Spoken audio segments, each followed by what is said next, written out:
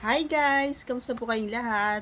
Sana po ay okay lang po kayo. And syempre, bago natin umpisahan ang ating pag-uusapan, maaari na lamang po na manghingi po ako ng favor na please to subscribe and click our tiny notification bell para ma-update po tayo kung meron po tayong mga new upload videos. Disclaimer na rin mga idol, ang video ito ay para lamang po sa may bukas ang kaisipan at may malawak na pang-unawa. Kung ikaw ay wala nito, maaari na lamang po mag-skip at mamili ng mga videos na rarapat po para sa inyo. And for today's vlog ay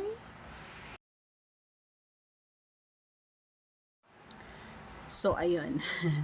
Nakakailan ka nga ba sa isang gabi? Mm. So ang ating pag-uusapan ngayong araw na ito mga idol ay kaya mo ba ang kaya ko?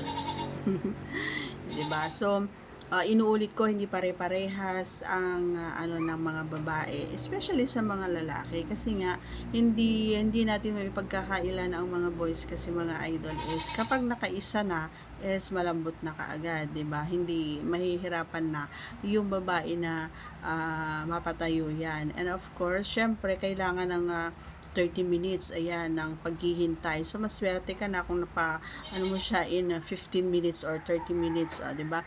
Kadalasan kasi kapag tapos na ninyo ng yung partner is natutulog na yung lalaki, 'di ba?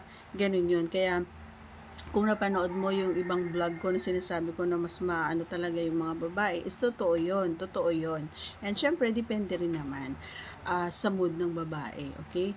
So, dahil yun nga ang ating pag-uusapan, so ako, on my part, kaya ko siya dire-diretso ng 3 beses. Pero, depende doon sa trabaho mo, syempre. 'Di ba? And kahit kasi naandun lang siya sa may Jowlands ko is natatapos na tayo. So isa ka mo na yon, 'di ba? So pangalawa yung halimbawa ay naandun siya sa baba, kumakain siya. So hindi actually yung parehas na kapag pumasok ay ganun yung pakiramdam kapag natapos. So ibang-iba pa rin kapag syempre naandun ka na uh, sa pasukan, 'di ba? Hindi katulad nung paglalaro, ibang-iba pero nakakadagdag kumbaga ng self-confidence. Ayan, kapag alam mo din sa sarili mo, alam din ng mga lalaki sa sarili nila na ginagawa nila yung part nila kasi alam yung mga boys. Kapag nasatisfy kumbaga yung mga babae or lalo na ako pag nasasatisfy ako, hinihigitan ko talaga yung ginagawa sa akin. So, hindi lang tatlo, hindi lang dalawa, hindi lang tatlo. So, depende doon sa performance kumbaga. Alam mo yon yung sa mga boys naman para makatatlo kayo mga idol is ugaliin nyo yung laging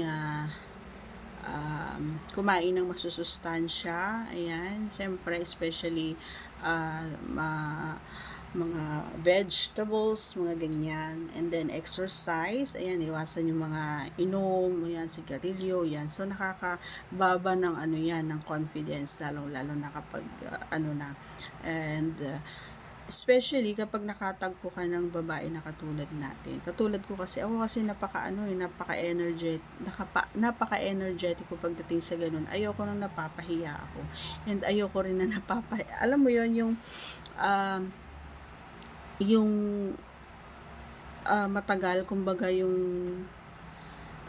paglalaro matagal ako kapag ako yung talagang nag-perform pero gusto ko kasi yung yung give and take. Ayoko yung ako lang yung nagpe-perform. Gusto ko pag nag-perform ako, ikaw din dapat ganun. So hindi mo naman kailangan na na dire-diretsuhin yung tatlo kung hindi mo naman kaya. So, pwede sa, 'di ba, pag umpisa, ayan, makaisa ka na and then pahinga ka ng mga and kung talagang gusto pa ni Oo, kasi kapag gusto ko pa, 'di ba natapos ko siya, then gusto ko pa. So, maghihintay ako and then ako yung gagawa ng paraan para mapatayo or 'di ba, sumigla ulit and then gano'n, gano'n yung proseso ko.